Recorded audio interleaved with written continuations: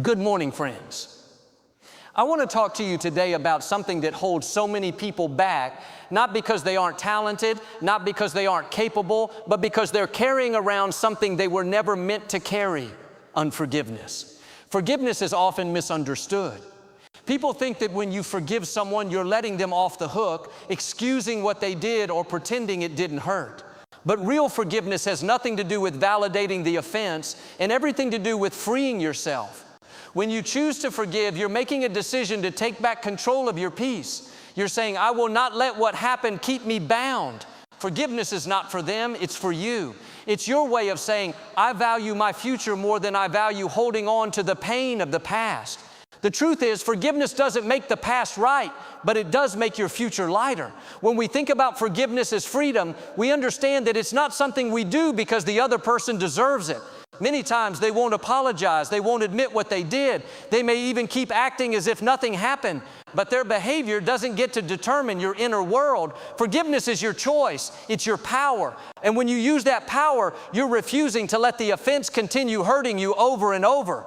Bitterness is like drinking poison and expecting the other person to get sick. It eats away at your joy, your peace, your energy. And the longer you hold on, the heavier it gets. You carry that weight into new relationships, new seasons, and even new opportunities. It clouds your perspective and blocks your blessings. That's why forgiveness is freedom. It takes maturity and strength to say, even though they hurt me, even though I didn't deserve it, I choose to release it. You don't need their apology to heal. You don't need them to make it right for you to move on. There's power in making that decision for yourself, in private, in silence, because forgiveness isn't a show. It's not for likes or validation. It's not about being the bigger person in front of others. It's about choosing your peace over your pride. Silent forgiveness is when you go into the quiet places of your soul and make the choice to let it go. You talk to God about it. You cry if you need to, but you release it, not with bitterness, not with rage, not with a loud exit, but with peace. Sometimes we wait too long to forgive because we're waiting for the pain to go away. But healing doesn't always come before forgiveness. Sometimes forgiveness is what opens the door to healing.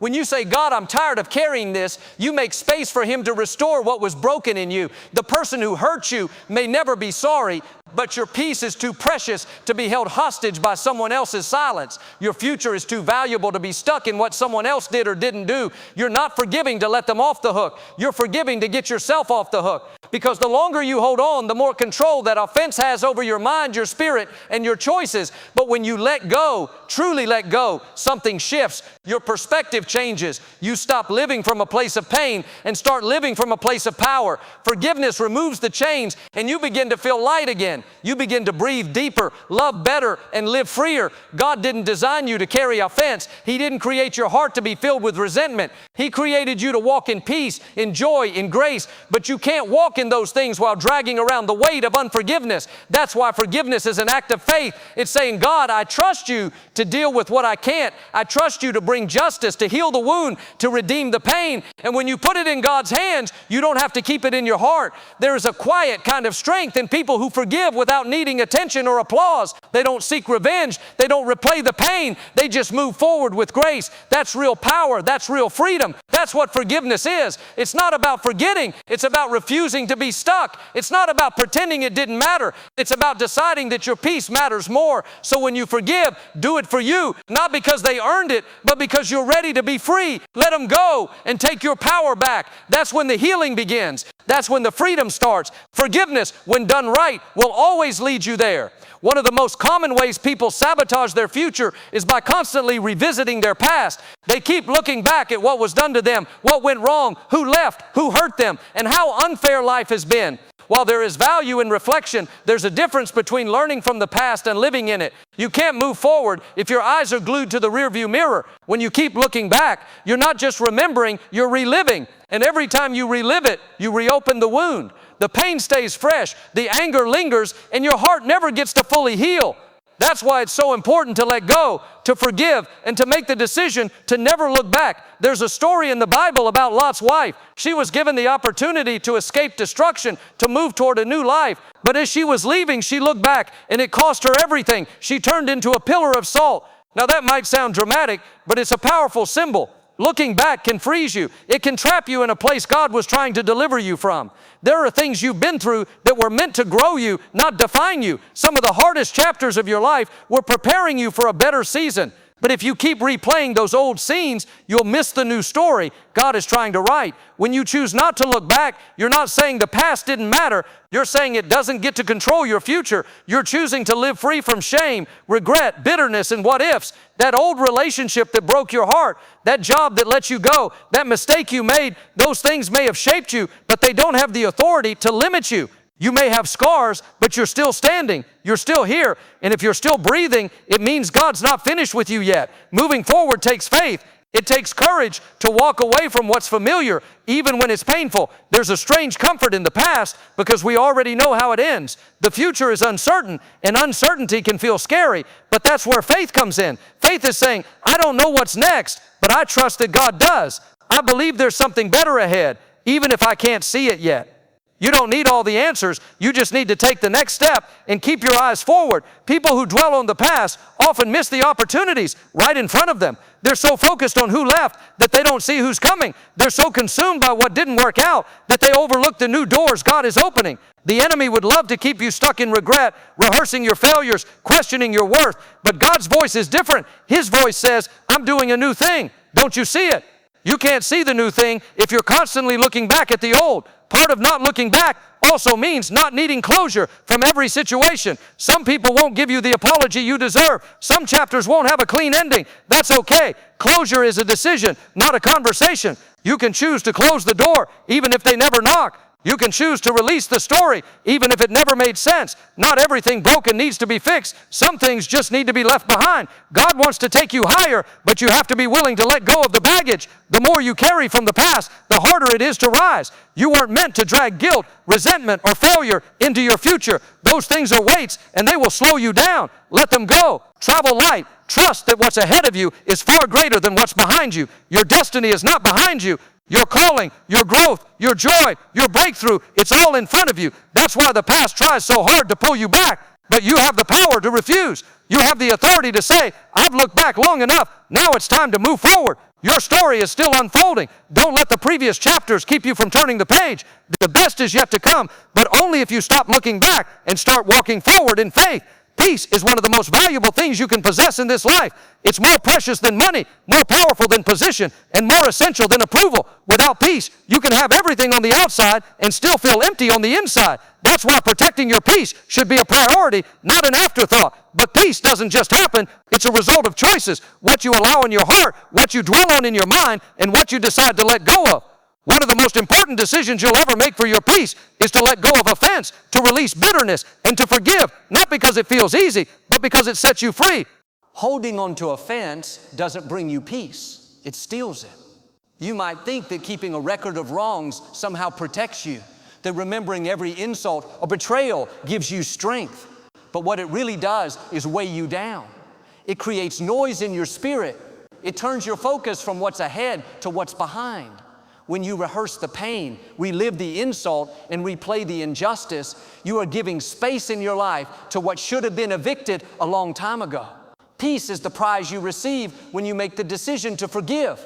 And forgiveness doesn't always come wrapped in emotion.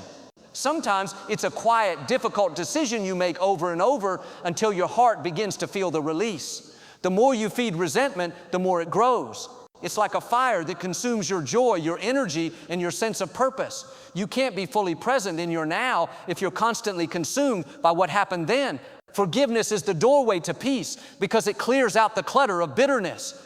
When you let go, you make space for calm, for clarity, for wholeness. That space is where healing begins. That's where wisdom grows. That's where you find the strength to move forward with grace. Some people go through life trapped in cycles of conflict, not because they don't want peace, but because they don't want to let go. They believe that holding a grudge is a form of justice. But the truth is, vengeance doesn't bring peace. It just extends the pain. Justice belongs to God, and He doesn't need your resentment to do His job. When you release the offense, you're not letting the other person win. You're winning. You're choosing to protect your spirit. You're choosing to guard your joy. You're choosing to stop bleeding over things that no longer deserve your attention. Peace requires intention. It means walking away from arguments you could win, not replying to messages that only provoke, and choosing not to keep score in relationships. It means choosing your mental and emotional health over the need to prove a point, not because you're weak, but because you're wise enough to value your peace above being right. You can't control how others act, but you can always control how you respond. And sometimes the strongest response is silence, forgiveness, and a peaceful heart. There will always be opportunities to take offense. People will let you down. They will say things they shouldn't, do things they shouldn't, or forget things they should have remembered. But you can make the choice every day to not take it personally, to not let it steal your joy, to not give small things the power to rob you of something as big as your peace. You are too valuable to be tossed around by every storm of emotion. You have too much purpose to be tied up in every conflict. Peace is the sign that you're walking in alignment with who you're meant to be. Letting go of offense doesn't mean what they did was okay. It means you're no longer willing to let it live rent-free in your heart. It means you're turning the page, closing the chapter, and saying, I choose peace. That choice doesn't make you weak. It makes you powerful. Because the person who can stay calm in chaos, who can forgive without applause, who can walk away from conflict without needing revenge, that person has found something that many never do. Peace that passes understanding. And when you have that kind of peace, you don't have to force anything. You're not desperate to be heard or understood. You know who you are. You know who you belong to. And you know that peace is not just a feeling, it's a decision, a gift and a reward. It's the quiet confidence that says, no matter what happened, no matter what was said or done, I choose to protect my peace. Dwelling on the past is one of the greatest obstacles to experiencing a fulfilled and purposeful life. It's natural to reflect on past experiences, especially the painful ones, those moments of heartbreak, betrayal, missed opportunities, or failures that seem to echo in the back of your mind. But living in those memories day after day keeps you tied to a story that no longer serves you. There comes a time when you have to stop rehearsing what went wrong and start believing in what could go right. You cannot step into your future while clinging to the past. Looking back too long only slows you down and keeps you from recognizing the blessings and opportunities that are right in front of you. The pain of the past may be real, but it doesn't have to be permanent. Some people live stuck in regret over choices they made, words they said, or chances they missed. Others are paralyzed by what someone else did to them, abuse, abandonment, rejection, or loss. But no matter the story, the truth is the same. You can't change what's behind you, but you have full power over what's ahead of you. Your future is not chained to your past unless you choose to carry those chains. God's grace is not just for forgiveness, it's for forward motion. He wants to do something new in your life, but He can't do it while you're still clinging to old disappointments and unanswered questions. There's a reason the windshield of a car is bigger than the rearview mirror. Where you're going is far more important than where you've been.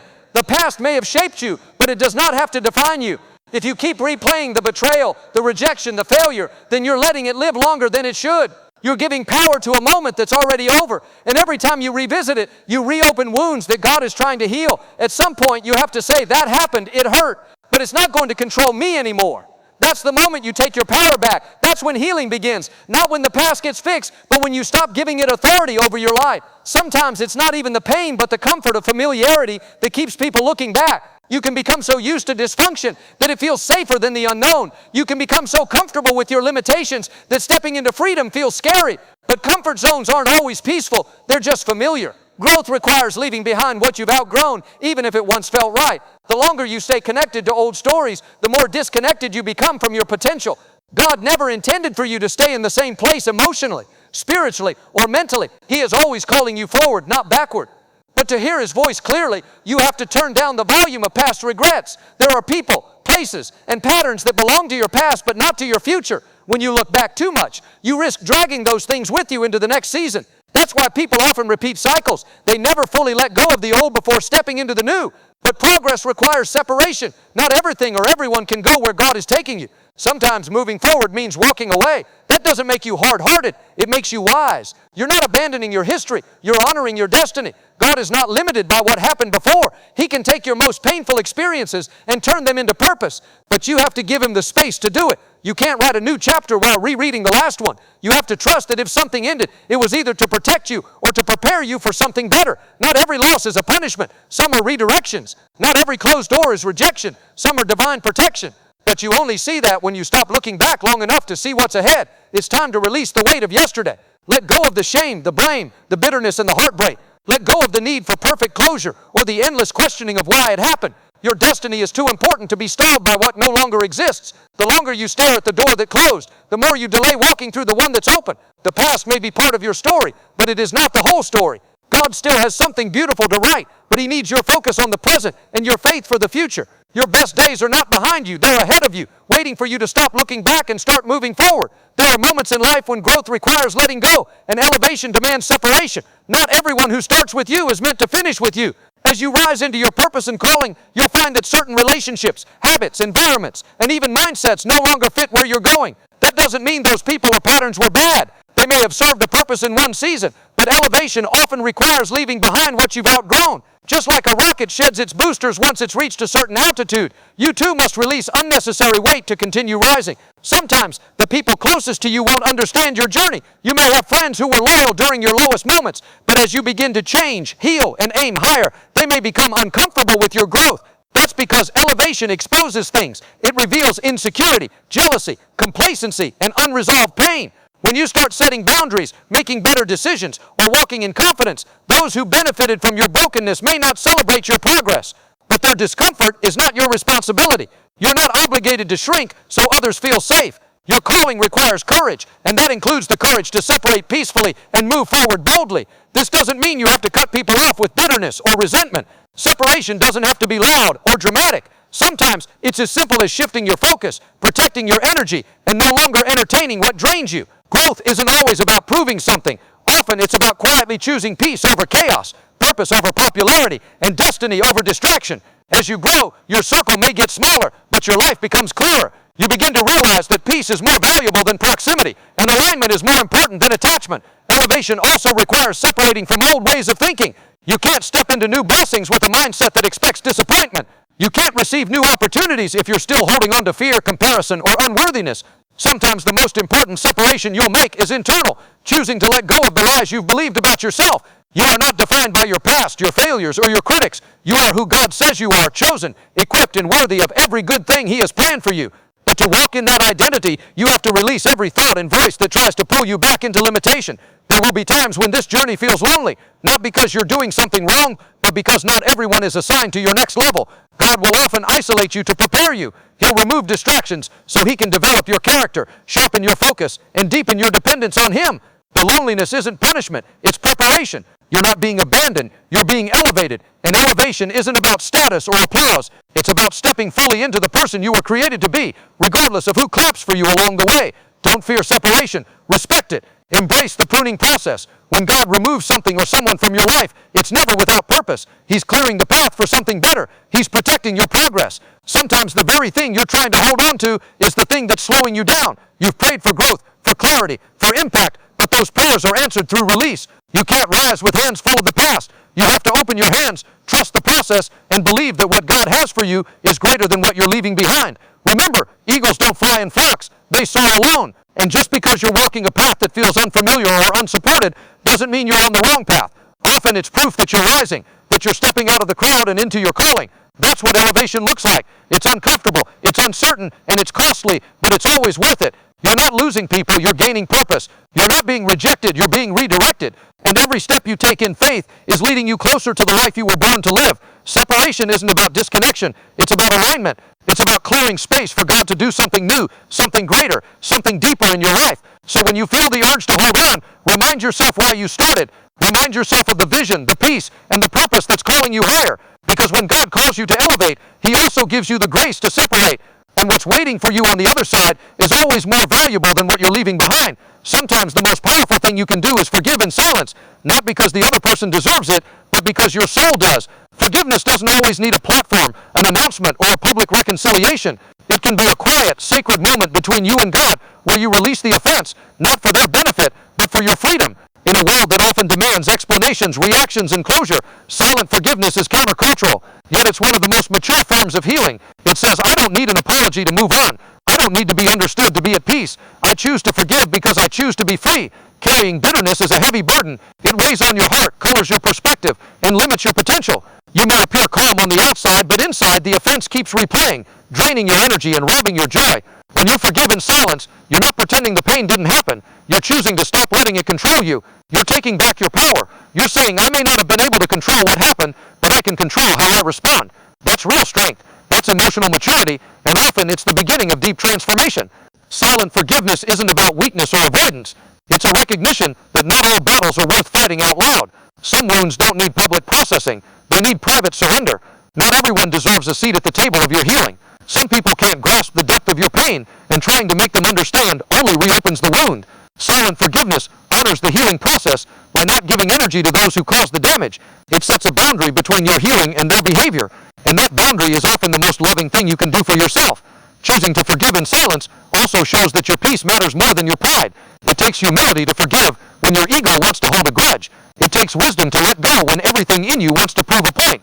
But peace never comes through revenge or resentment. It comes through release. Forgiveness is not about letting someone off the hook. It's about releasing yourself from the hook they put you on. You may never get the apology, the recognition, or the justice you hope for, but you can still walk in peace. You can still move forward with your head held high, not because they made it right, but because you chose not to let it make you bitter. There's power in forgiving and saying nothing. You don't have to tell them you forgave them. You don't have to update anyone on your inner progress. Silent forgiveness protects your growth. It keeps your focus where it belongs, on your healing, not their reaction. And it leaves room for God to do what only He can do. When you step back, He steps in. When you stop trying to settle the score, He brings justice in ways you never could. Silent forgiveness puts the situation in His hands and trusts that He sees all, knows all, and works all things for good. Forgiving in silence also teaches you to trust yourself. You stop looking for validation from the one who hurt you. You stop expecting closure from someone who may not be capable of giving it. You stop hoping that they'll one day realize the pain they caused, and instead you turn inward. You find closure in your decision, not in their apology.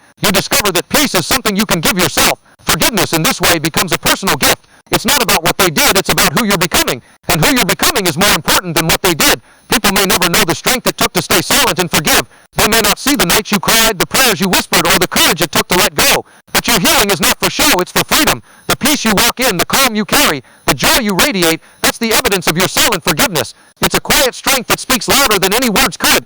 It's a testimony of grace, not bitterness, of healing, not hatred. You don't need applause for your healing journey. You don't need to justify your forgiveness. You simply need to keep moving forward. Trust that by forgiving in silence, you're rising above what was meant to break you. You're breaking cycles. You're choosing growth. And most of all, you're choosing to live free, even when no one else knows the battles you fought to get there.